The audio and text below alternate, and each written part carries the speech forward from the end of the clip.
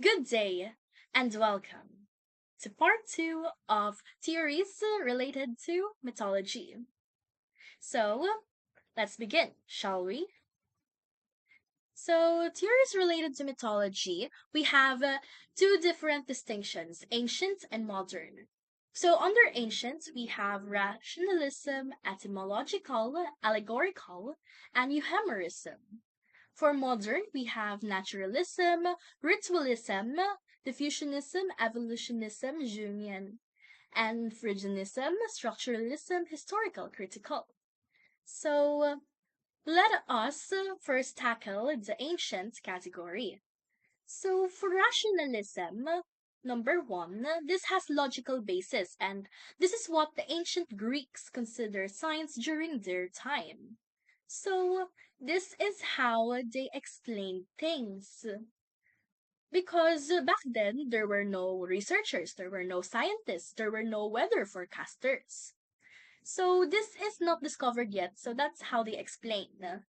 And in the past, for example, Zeus, the god of thunder, he is angry whenever there is rain, whenever there are thunderbolts in the sky. But versus now in the present, wherein we have a reporter telling us that the cause of the rain is a tropical depression, tropical storm in the Ring of Fire. So, this just proves that we humans, we are the superior and smartest forms of mammals because we can reason, we can be rational. And to give you more examples here in mythology, so in the previous video, I said that we learn our different Greek elements. So we learn pride, we learn about how to avoid pride, how to avoid recklessness, how to make mythology our guidelines for living, to be strong, courageous, and smart in life. And there is the narcissus flower, there is the spider, there is also Icarus. So the two tails, Narcissus and about Arachne. So this is science how they explained it back then. So Narcissus, he became a flower, self-centered. So he was turned into a flower because it's a punishment, or he died and he stared at his reflection too much that he drowned. And Arachne, that is the boastful weaver, who said that I can weave better than Athena. So she was turned into a spider. So that's the science, how science worked back then. So moving on to the second one, we have etymological. So from the word etymology, meaning word origin, all myths can be traced back to certain words in the language. For example, I learned that Pinya from Pinang and Iliad from Ilias Poesis, meaning poem of Ilion, and Ilion is the ancient name for the city of Troy. That is why we have Iliad and Odyssey. It's from the word Ilias Poesis. And Pinang, the story of Pina, is from the girl who was turned into a pineapple who had many eyes as a punishment for not using her eyes well. And then number three, we have allegorical. From allegory, meaning that there are hidden meanings intentionally concealed, and revealing them instead of revealing them in a literal way. You have to be subtle. You have to conceal it in a way that it's not found easily, that there's that aha moment. So it's like a moral lesson or a consequence learned at the end. For example, instead of do not lie, use the boy who cried wolf instead to tell the surprise moral lesson or allegory at the end. And then we have number four, euhemerism. So this is an exaggeration of historical events according to Euhemerus.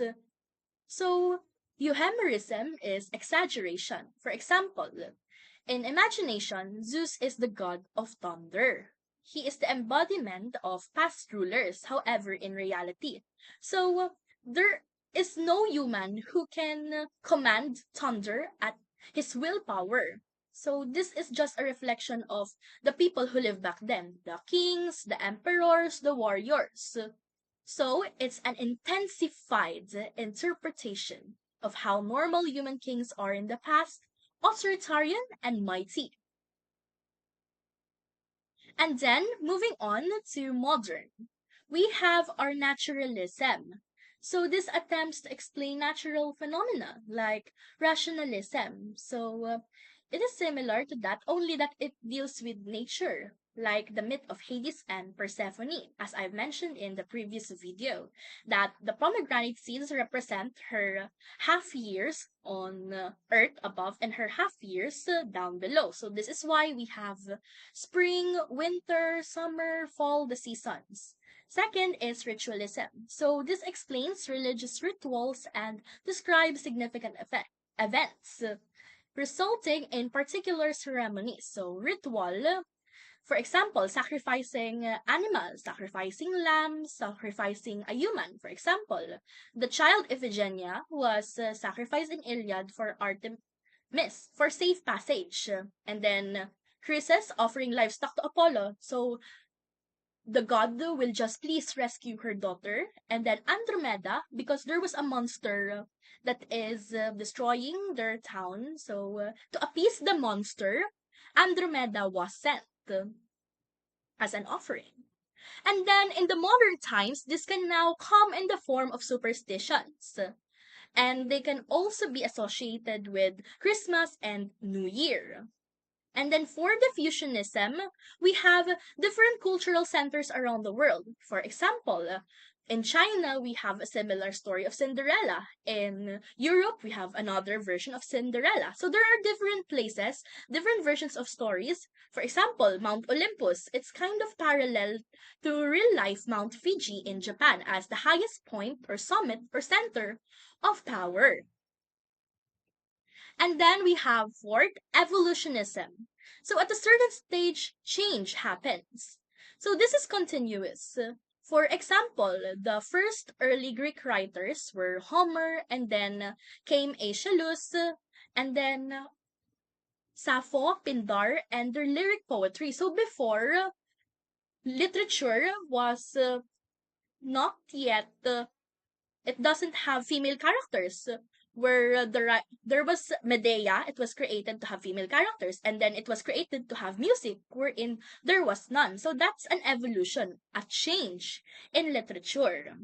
And then came Shakespeare, Austen, and different authors emerged in the 21st century. So evolutionism happens because the writer has a fresh perspective to offer on the table based on the previous themes. And then Freudianism. So from Sigmund Freud, he is the father of modern psychology. So we have the id, ego, and superego, wherein instincts is represented by the id, and then the reality principle, the mediator, is the ego, and then the superego is the morality principle, just like an angel devil symbolism and the human in the middle. So this is why we also have the Oedipus Rex and Electra complex, wherein kids are drawn to the opposite gender of their parents. So it's Oedipus for boys and Electra for girls, and it's vice versa. So in the tale, Oedipus shows antagonism towards his father and loves his mother.